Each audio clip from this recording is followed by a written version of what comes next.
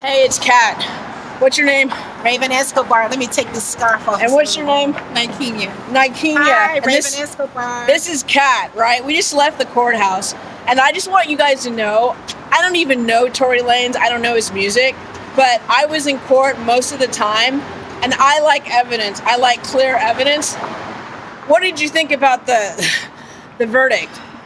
I thought that the verdict was unjust due to the fact that the judge gave explicit instructions that if you found any part of the statements that people were making to be erroneous at any time and any contradictions in their statements, and the jury had instructions to throw things out. So why did Megan Thee Stallion's statements change over and over and over? Why did she come to court and never say that she and Kelsey was in a fight? Why did Kelsey come with her little half what was that immunity? What was it called? Yeah, it was use immunity. Yeah, use immunity. And she said a lot of things that never could be used against her again, but she never said that she and Megan was in a fight. She said they bumped into each other, okay? But the only eyewitness that was in this case, and it happened in Nicholas Canyon below his house, Sean Kelly, he said that he heard arguments and what was a fist fight. He got out, he looked over his balcony, and he saw two females fighting. The two females we know now to be Kelsey and Megan. And when they were fighting, it was kicking and scratching and pulling each other's hair.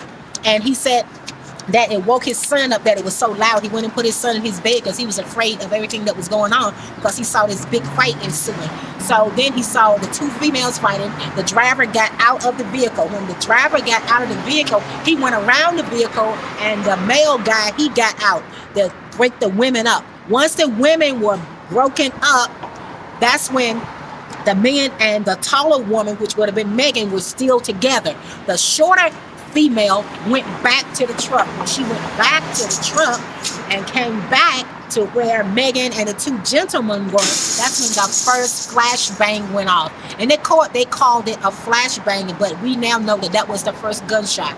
So my question is, how is it that they're going to prosecute Tory when they did the DNA? He did not have any DNA found on the gun. He submitted the DNA. Yeah, and he didn't have any DNA found on the gun. Also, no gunshot residue was on his hands. His fingerprints were not on the magazine cartridge that was found inside of the gun. So how is it his gun? And then once they all joined each other again, that's when evidently it was a tussle. They said that it was a frailing of a hand, Tory's hand, because he was the shortest gentleman. They said it was waving in the air. So evidently that's when the other shots went off. 1, 2, 3, 4. But there's another question that I want to ask, and I'm asking Los Angeles Police Department, and I'm asking the court system. How is it that the first gunshot went off, boom, bang, or however you want to say the gunshot went off, then this female was joined by these other 4 people once again. Later, there was a 1, 2, 3, 4. But when they played the gunshots in the court that was supposed to be the gunshots that happened on the scene, they were bang, bang, bang, bang, bang, bang. They were different than what they claim happened, because they said Kelsey evidently shot off 1 round, and they think that's when Megan got shot. And then Tory and them, they were tussling with the gun, and the other 4 or 5 shots went off. No, my whole thing is about hard evidence. Even though there's text messages and stuff like that, it can be interpreted different ways. But I want facts. I want, like, blood droppings. Is her foot actually shot by a gun? You know what I mean? There's no gun. They didn't bring the gun. They don't have any of the fragments of from her foot. Hard evidence. You know what I'm saying? The LAPD couldn't even, the detective couldn't even testify because the case is so shoddy. What did you think? Like I said, if you have a son, a brother, a father, a sister, whoever, all you want is the evidence to fit. If the evidence didn't fit, then you must acquit. Or, the other thing that was the most astounding thing I've ever heard in my life, in the closing statements, the prosecution said DNA doesn't matter. I've never heard that in my life. And all I'm saying is, it does matter. Evidence does matter. Justice does matter. If Tory is guilty, I have no problem with that, but just make sure we have the evidence and the police do their job to everybody, whether they're high profile or not. It's important for you to do your job. It's not fair to send someone away when you have circumstantial evidence and not hard facts. You had allegations saying that he bribed this person, but how do we know that? You know what I'm saying? Exactly. Yeah, I believe, if you have a loved one and there's not enough evidence and the stories has changed so much, somewhere clearly someone was not telling the truth. There was several people not telling the truth. And then there are other people that they wanted for witnesses that decided, I'm not showing up. And then also, by the way, Megan's bodyguard ended up showing up late today, which makes no sense. On the verdict day, he shows up because he had a bench warrant.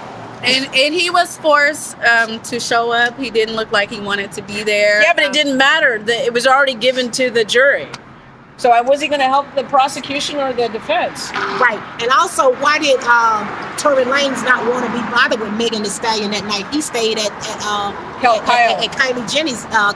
Kylie Jenner's home, and Megan had left, and then she went back. And that's when Tory got with them. So you know what I think? I think it's a crime of passion. Well, we'll never know because nobody was telling the truth. What do you think? But I also think that there's power players here that we don't understand and that have like things disappeared, like evidence, the gunshots, the casings, the fragments from Megan's foot. Oh yeah, and then how was Megan on live the day after twerking at DJ Khaled's party? She was twerking and she was on her feet, and she's a big girl, so she was really getting it. And so how was she doing that if her feet were so hurt? Anyway, this is Cat at Cat Tales TV. If you see me on TV crying, forgive me. It was just that I watched this case and I thought maybe he might get hit with one, but to see 3 with that evidence and what that freaking prosecution said, that DNA doesn't matter, I literally broke down because justice does matter. DNA matters. LAPD doing their job matters. Can I say one more thing, please? And then another thing that we have to be on the lookout for. Remember, we're in Los Angeles, California, and it depends on what the actual charges are really going to come down to. 3-strike law in California, you go for life. Is that so though? I think it is. I thought they took it off. I don't think they did. Anyway, tell them your social media. At Nikenia. Spell it for these people. Nikeenia. What about you? I don't have one. If you meet me, it's cosmic. It was meant to be. Anyway, you guys have a happy holiday. Thank you. Bye. Like seriously, like it affects me when justice isn't served.